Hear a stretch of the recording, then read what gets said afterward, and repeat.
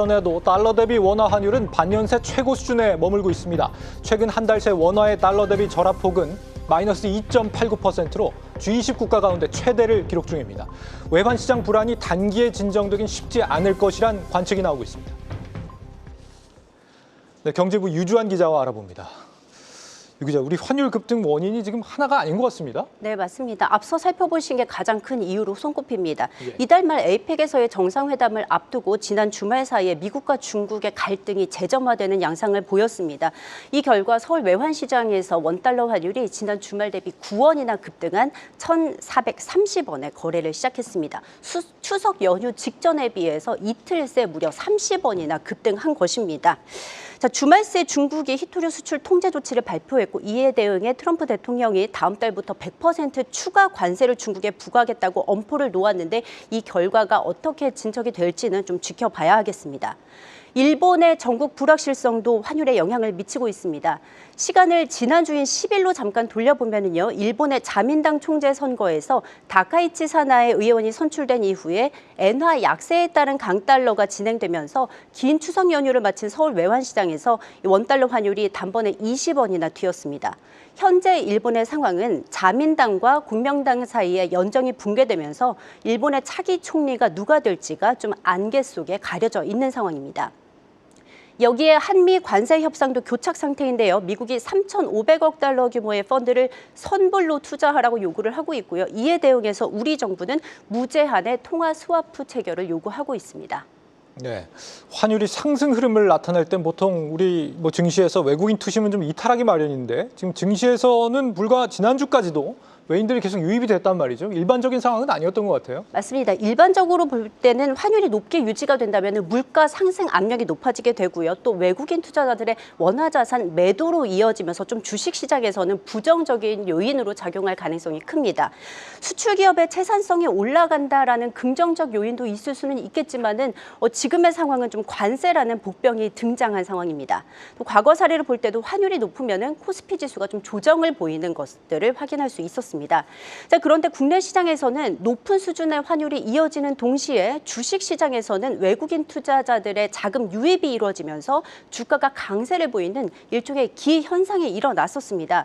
자, KB국민은행에 따르면 9월 한 달간 외국인들의 국내 주식 시장 순매수 규모는 85억 달러입니다. 환율을 1,400원으로 계산을 했을 때 12조 원어치나 국내 주식을 순매수한 것이고요. 이를 바탕으로 코스피 지수가 7%나 오를 수 있었습니다.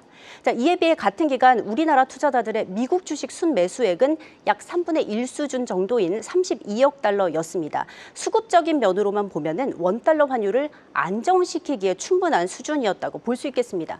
그러나 실제로는 이 기간 환율이 오름세를 보였습니다. 이 원달러 환율이 상승 반전한 7월 이후로 좀 달러 인덱스와 원달러 환율의 움직임을 좀 비교를 해보자면요.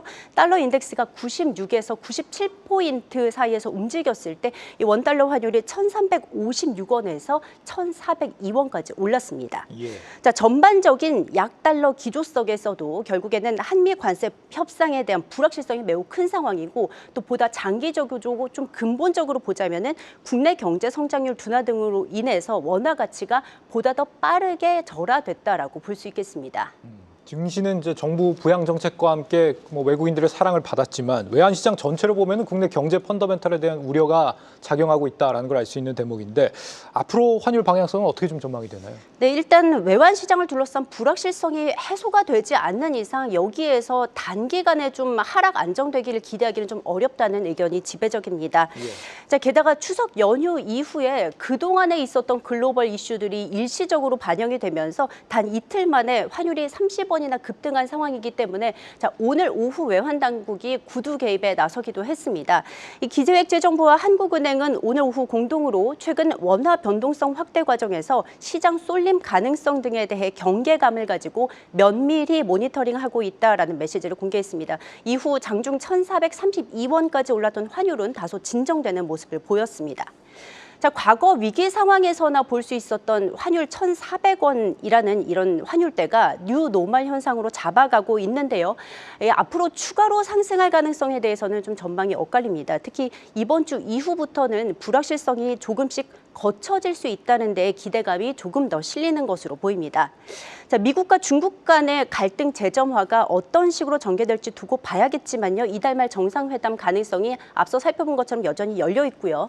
일본 엔화가 약세를 보이면서 달러가 강세로 잠깐 전환했지만 좀 셧다운 장기화 조짐 등으로 인해 달러 약세가 지속될 것이란 전망에 무게가 실립니다. 또 일본도 과거 양적 완화를 추구했던 때와 달리 지금은 경기가 회복세를 보이고 있고 물가 상승률이 무려 3%에 달합니다. 그래서 결국에는 금리 인상이 불가피할 것이란 전망이 지배적이고 엔화 약세가 지속되긴 어려울 것이란 예상이 나옵니다.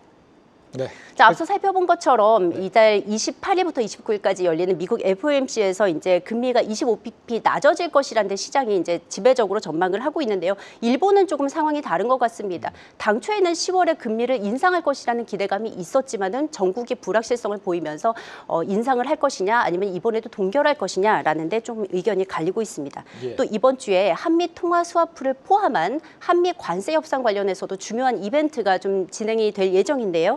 이번 주 구윤철 경제부총리가 미국을 방문해서 스콧 베선트 미국 재무장관과 관련한 논의를 진행할 예정이니까 이 점도 좀 함께 지켜보시면 좋겠습니다. 네, 최근 환율 상황 진단해봤습니다. 경제부 유주환 기자였습니다.